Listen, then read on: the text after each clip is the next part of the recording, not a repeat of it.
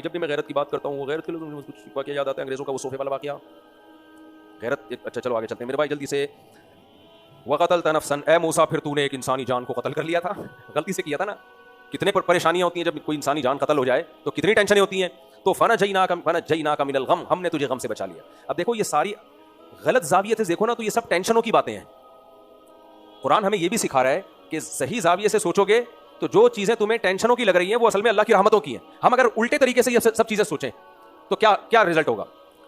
यानी हमारे पास कोई ऐसा शख्स आए जो ऐसी कौम में पैदा हुआ, तो हम क्या कहेंगे, कोई नाशुक्रा हो, फर्ज करो मैं हूं, अल्लाह ना करे मैं नाशुक्रा हूं, फर्ज करो वो नाशुक्रा मैं हूं, मैं कहूंगा भाई अल्लाह मुझे फिरौनियों की नस्ल में भी पैदा कर सकता था, मुझे गुलाम कौम में पैदा किया जिसको बनी इसराइल कहा जाता है। टेंशन में जिंदगी गुजरी है मेरी, खुदा की कसम, टेंशन में, गुलाम में पैदा हुआ। फिर मेरे अड़ोस पड़ोस के जितने बच्चे से कत्ल हो गए, मैं इतनी मुश्किल से बचाऊं ना, बस मैं नहीं बता सकता तुम्हें। मेरी माँ ने मुझे बचपन में संदूक में डाल दिया था, ये हशर हुआ मेरा। और वो निकला कहां, वो दुश्मन के महल में निकला। लो भाई, लगता है किसी ने कुछ किया है, यकीनन ये आमिल तावीज़ गंडे का असर। उसके बाद अच्छी भली जिंदगी गुजरना शुरू हुई थी। फिरौन तो वैसी टेंशन देने के मूड में था, मेरा तो कोई कत्ल का इरादा नहीं था। एक बंदे को मैंने भलाई की खातिर, एक मजलूम की जान बचाने के लिए थप्पड़ मारा और वो बंदा ही मर गया। यार हमें तो ये मौलवियों ने गलत पट्टियां पढ़ाई हुई, अल्लाह को याद करो, तौहीद पर चलो तो मसाइल खत्म होते हैं। हमारे तो रोज बनी इसराइल तो अल्लाह को याद करते थे और फिरौन तो याद नहीं करता था। हमारे मसाइल तो कम होने के बजाय रोज बरोज बोलो बढ़ते ही चले जा रहे थे। तो 100% भाई ये तो किसी ने कुछ किया। कहाँ है अल्लाह भाई? आज कोई भी दुनिया में जुल्म होता है ना, जैसे फिलिस्तीन में लिबरल सेकुलर लोग बोलते हैं गॉड कहाँ है, अल्लाह कहाँ है, कहाँ है अल्लाह? हिंदुओं के कमेंट्स में पढ़ रहा होता हूँ, भाई अगर अल्लाह इस्लाम बरहक मजहब है तो मुसलमान क्यों पिस रहे हैं चक्की में, ये इतनी तरक्की अंग्रेज क्यों कर रहे हैं? तो हमें इन सब वाकयात से ये सबक मिलता है। तो हजरत मूसा ये कह सकते थे कि भाई इतनी मुश्किल से मैं सर्वाइव किया उस सोसाइटी में, तो मैंने तो इरादा ही नहीं था बंदा मारने का, बंदा मर गया। उसकी वजह से मुझे जिला वतनी की जिंदगी गुजारनी पड़ी, और जिला वतनी की जिंदगी गुजार के 8-10 साल मैंने बकरियां चलाई हैं। भाई आज जो मैं यहां तक पहुंचा हूं, ये ऐसे नहीं है।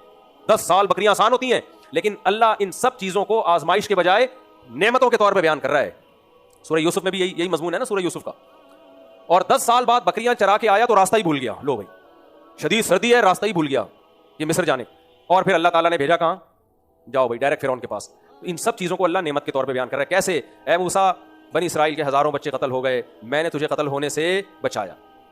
और वो संदूक निकला फिरौन के दरबार में, अब तो कत्ल यकीनी था। वहां ना सिर्फ ये कि कत्ल से बचाया, बल्कि पाल पोस के बड़ा कर दिया तुझे। फिर तुझसे गलती से कत्ल हो गया, गलती से जिससे भी कत्ल होता है बचता नहीं है, तुझे बचा लिया मैंने। समझ रहे हैं कि नहीं समझ रहे? और फिर तुझे एक ठिकाना दिया, वह फतन्ना का फतूना, बहुत सारी आजमाइशों में डाला, लेकिन तू आजमाइशों में नाकाम होने नहीं दिया। तो अल्लाह फरमाते हैं फलबिस्तफ़सीनीन फ़ी अहली मदियन, जब तुझसे इंसानी जान का कत्ल हुआ तो कई साल मदियन में रहा। थुम्मा जीता अला क़दरी या मूसा, फिर आज इस मकाम तक तू पहुंचा है ए मूसा। वस्तनातुका लिनफ्सी, इन आजमाइशों से जो मैंने तुझे गुजारा है उसका नतीजा क्या है? वस्तनातुका लिनफ्सी, मैंने तुझे अपने लिए सेलेक्ट कर लिया है। इससे पता चलता है कि दीन का दाई वो कामयाब है जो आजमाइशों से गुजर के आए। नहीं आई मेरा ख्याल पर, आज बैठे बैठे मुफ्ती आजम बन जाते हैं, बुजुर्ग भी बन जाते हैं और बहुत कुछ बन जाते हैं। एक अलग टॉपिक है, कभी इंशाल्लाह बताएंगे। आगे चलते हैं मेरे भाई। इज़हब अंत व अखूक भी आयाती, ए मूसा तू भी और तेरा भाई भी मेरी निशानियों के साथ जाओ। वला तनिया फी ज़िक्री, मेरी याद में सुस्ती मत करना। इज़हबा इला फ़िरऔन इन्नहु तग़ा, फ़िरौन के पास जाओ, उसने सरकशी की है। फ़क़ूला लहू क़ौलन लय्यिना, जाके उसके दरबार में नरम बात करना। लअल्लहु यतज़क्करु औ यख़शा, शायद नसीहत हासिल कर ले या डर जाए। ये भी दाई के लिए। अच्छा मुझे एक बात बताओ, हज़रत मूसा डायरेक्ट कहाँ जा रहे हैं? बोलते क्यों नहीं फिरौन के पास? फिरौन से बड़ी कोई सरकार हो सकती है? और जाके बात भी कर रहे हैं नरम अंदाज में। अल्लाह कह रहे हैं आज अगर ये काम जरदारी के साथ कोई मौलाना कर ले कि जरदारी साहब को समझाने के लिए जा रहे हैं, आर्मी चीफ को समझाने के लिए जा रहे हैं, तो जरदारी हो या आर्मी चीफ हो, आपका क्या ख्याल है कि फिरौन से तो कमी होगा ना? और मैं और आप जो समझाने जा रहे हैं या कोई मौलाना, वो मूसा अलैहिस्सलाम से तो उनका मकाम कमी होगा। लोग कहते हैं कि जब हाकिम के पास जाओ ना, जूता लेके जाओ, फिर हम मानेंगे ये आदमी हुकूमत से डरता नहीं है। भाई हुक्मरानों को समझाने का तरीका, पहली बात इससे पता चली कि हाकिम के पास उलमा को जाना पड़ेगा। कोई मूसा नहीं आएगा दोबारा जिसको अल्लाह भेजेंगे कि अब तुम जरदारी के पास जाओ या आर्मी चीफ के पास जाओ या फला के पास जाओ।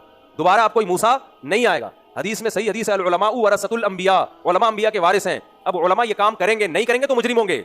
जो नहीं कर रहे हैं वो नेक बने हुए हैं, जो कर रहे हैं उनको सरकारी दरबारी और पता नहीं क्या क्या से खिताब किया जाता है। तो देयर आर 2 टाइप्स ऑफ उलमा। उलमा की 2 किस्में हैं। एक वो जो हुकूमत से मिलते हैं अपने फायदे के लिए कि मेरे फला बच्चे को वहां लगा दो, मेरे फला बच्चे को उधर जॉब दिला दो, मेरे फला बच्चे को ये प्लॉट दिलवा दो, मेरे फला बच्चे की 4 शादियां, अस्तगफिरुल्लाह, मेरे फला बच्चे को यहां भिजवा दो।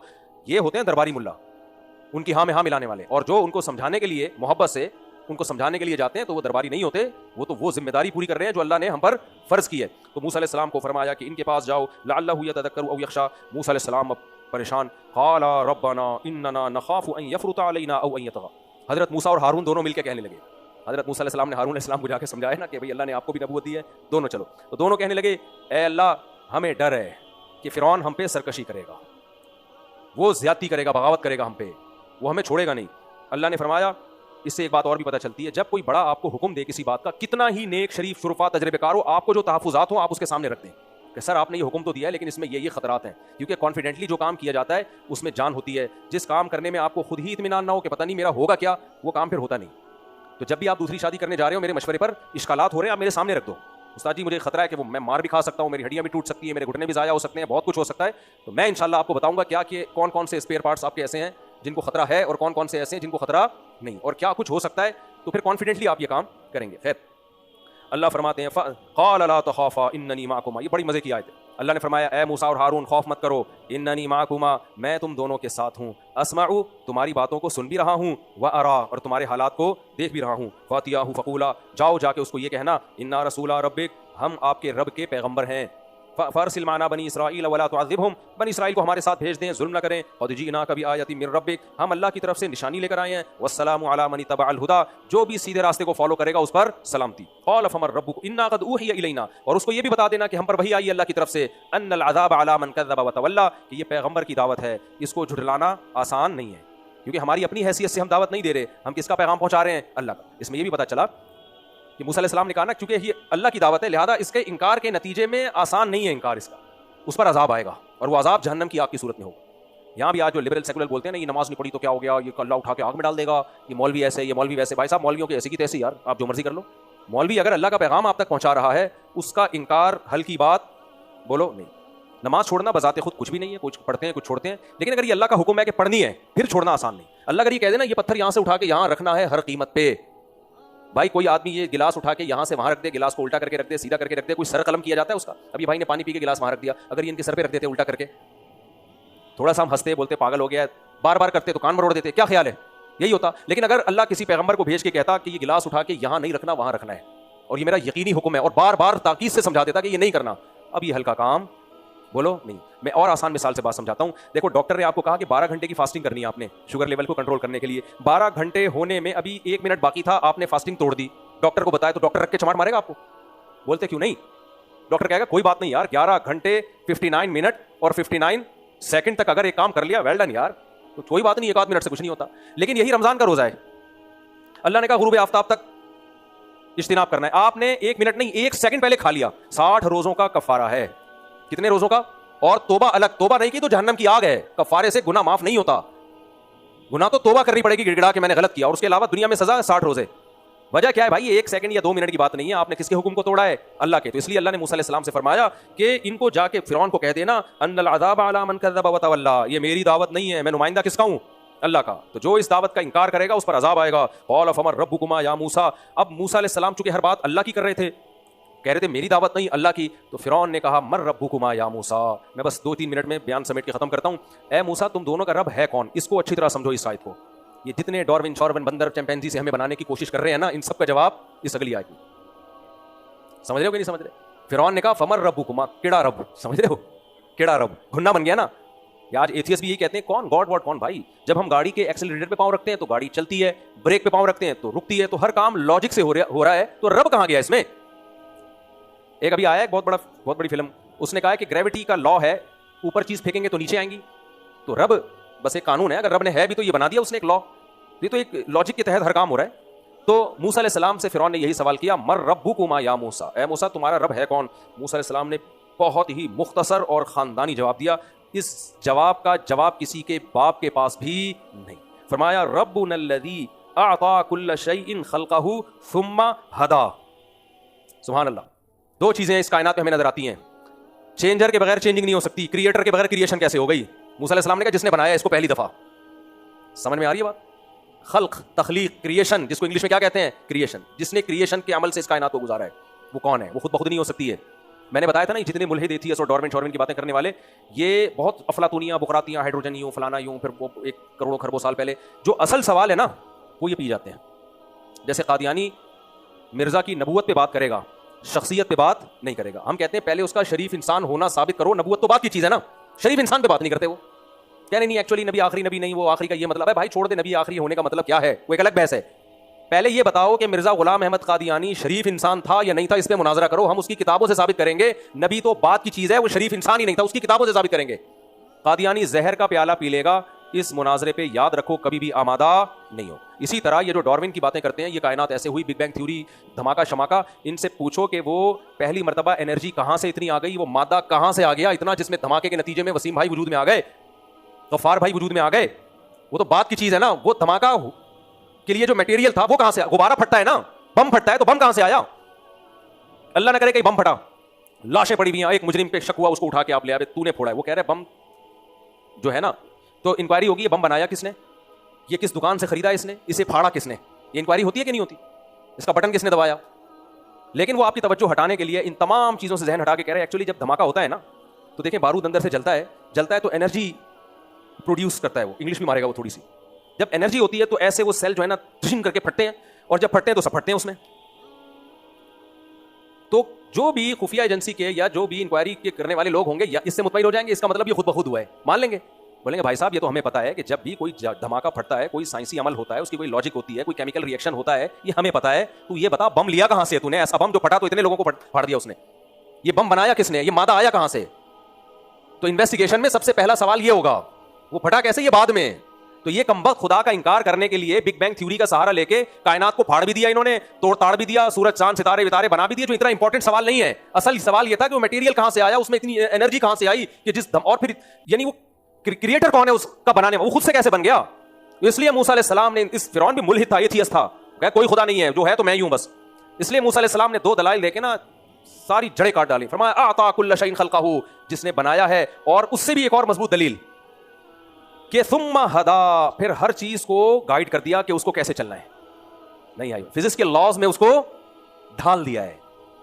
मैनेजमेंट भी मैनेजर के होने की दलील है, किसी भी जगह आपको तवाजुन नजर आ रहा है तो इसका मतलब कोई मैनेजमेंट है। हदा का क्या मतलब, बकरी का बच्चा पैदा होता है फौरन दूध की तरफ जाता है, वो ये है हदा, उसको अल्लाह ने हिदायत दी है, यानी बनाया और बना के ऐसे लावारिश वो धमाका होता और ढिन ढिन हो जाता। गफ्फार भाई उस धमाके से वजूद में आने वाले बोलो नहीं। बकरियों के बच्चे पैदा होके थनों की तरफ लपकें और दूध सक करके अपने पेट में उतारे, और जिस दिन बकरी के बच्चा पैदा हो, अब तक बकरी घास खा रही थी, गोश्त बन रहा था, खून बन रहा था, बकरी की आंख कान नाक दिल दिमाग जिगर बन रहा था। इधर बकरी का बच्चा मार्केट में आया, इधर बकरी दूध अब घास खा रही है, उसी घास से दूध पैदा होना शुरू हो गया। हदा का मतलब समझ में आया, हर चीज को जो गाइड किया ना उसने, सीधे रास्ते पे चलाया है। ये चलाना भी चलाने वाले के बगैर मुमकिन नहीं है। हमारे एक दोस्त हैं लंदन में, वो जितने भी एथियस्ट लोग हैं ना उनको बुला के कहते थे कोई गॉड है, हम कैसे बने, वो कहते हैं हम डार्विन की पैदावार है, जो डार्विन के नजरिया।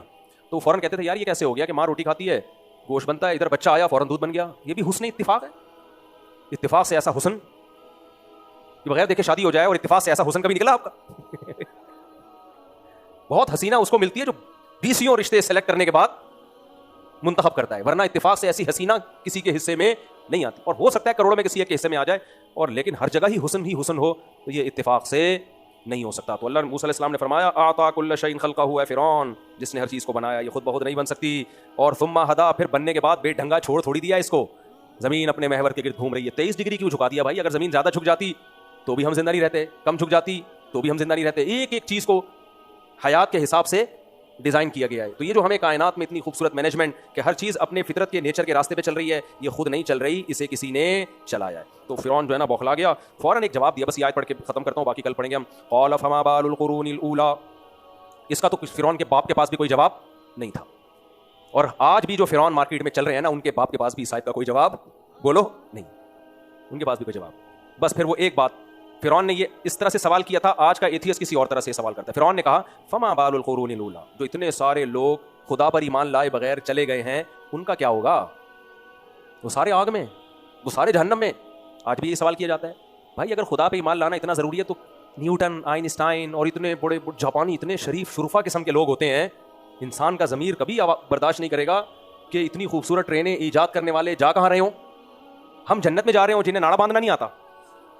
लोग ये बातें कर रहे होते हैं देसी लोग ना, ये जो साइंसदान लोग, ये मौलवी लोग जन्नत में जाएंगे, या इनको फॉलो करने तरावियां पढ़ने वाले जन्नत में जाएंगे हैं, और जो यूनिवर्सिटी में बैठे हुए हैं लैब में और आसमानों में वो सैयारे सितारे भेज रहे हैं, नासा की रिपोर्टें आ रही हैं और कायनात को मुसख्खर करने की बातें कर रहे हैं, जो इंसानियत के लिए इतने बड़े यानी मोहसिन हैं, वो कहाँ जाएंगे? जहन्नम। मेरी ख्वाहिश नहीं है कि वो जहन्नम में जाए, मैं एक मिसाल दे रहा हूँ।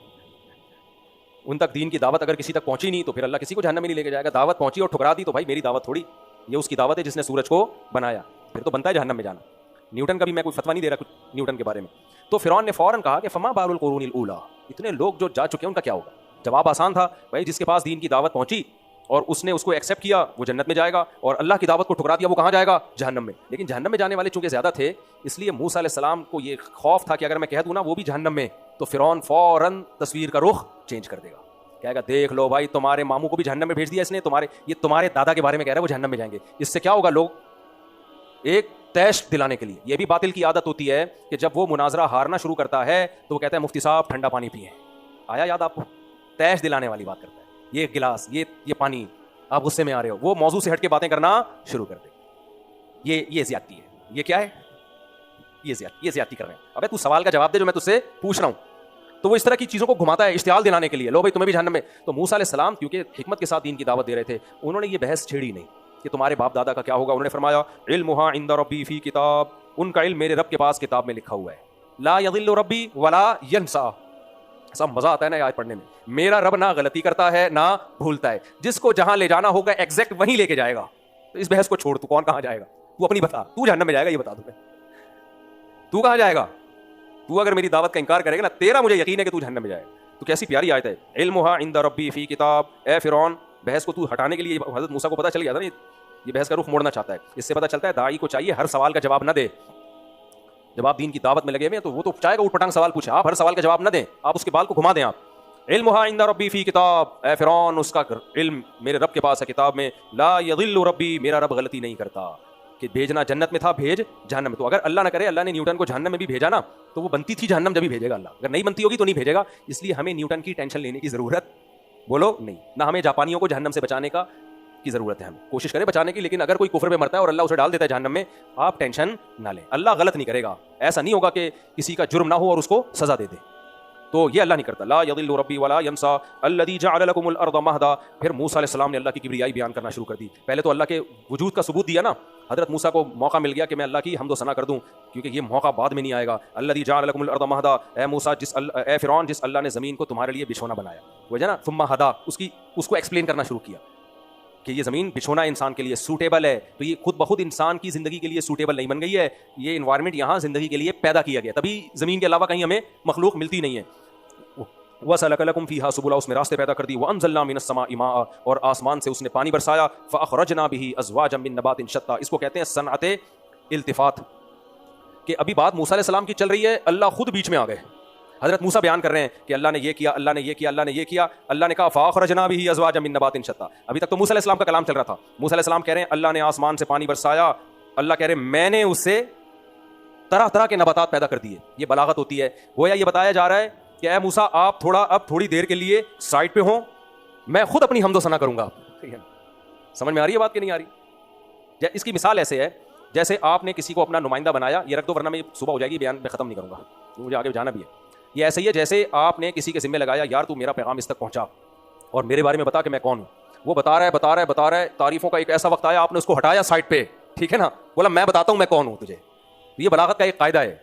तो यहां भी मूसा अलैहिस्सलाम ने जब अल्लाह की तारीफें की है कि अल्लज़ी जअल लकुमुल अर्द महदा, अल्लाह तो अब हमसे कलाम कर रहे हैं ना, फिरौन से थोड़ी कर रहे हैं। फिरौन तो गया, उसका तो प्रोग्राम बढ़ गया, अब तो हमसे खिताब हो रहा है हमें समझाने के लिए। तो अल्लाह पहले मूसा अलैहिस्सलाम की बात रख रहे हैं कि मूसा अलैहिस्सलाम ने कहा जअल लकुमुल अर्द महदा, जिसने ज़मीन को बिछोना बनाया, वसलका लकुम फीहा सुबुला, रास्ते बना दिए ज़मीन में, ट्रैवलिंग आसान होती है तुम्हारे लिए। व अंज़ला मिनस समाई माआ, और आसमान से पानी बरसाया। अल्लाह ने कहा मूसा तू थोड़ा सा किनारे पे हो जा। फ़अख़रजना बिही अज़वाजम मिन नबातिन शत्ता, अल्लाह डायरेक्ट हमसे खिताब कर रहा है, हमने उस पानी से तरह तरह के नबातात पैदा कर दिए।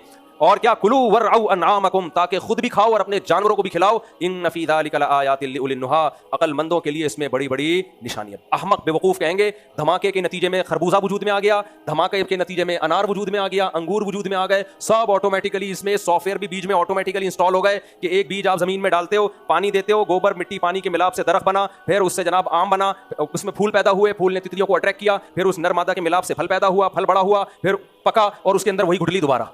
ये सॉफ्टवेयर जो है ना धमाके के नतीजे में हुस्ने इत्तिफाक से वजूद में आ गए। अल्लाह कहते हैं ना ना ना, ये जो प्रोसेस ये अपनी आंखों से देख रहा है, अगर उसकी खोपड़ी में अकल होगी तो इन्न फी ज़ालिका लआयातिन, इसमें बड़ी बड़ी निशानियां हैं खुदा के वजूद की, उसकी तौहीद की, उसके इल्म के कामिल होने की, उसके मोहसिन होने की और उसके ताकतवर होने की, और इस बात की कि उसने इस कायनात को अपने इंट्रोडक्शन के लिए बनाया है ताकि इंसान इस कायनात में गौर करके किसके पास पहुंचे, अल्लाह तक पहुंचे। वो समझते हो कि नहीं समझते? अल्लाह ताला अमल की तौफीक अता फरमाए। बाकी हम इंशाअल्लाह कल, अभी 10 मिनट लेट हो गया मैं।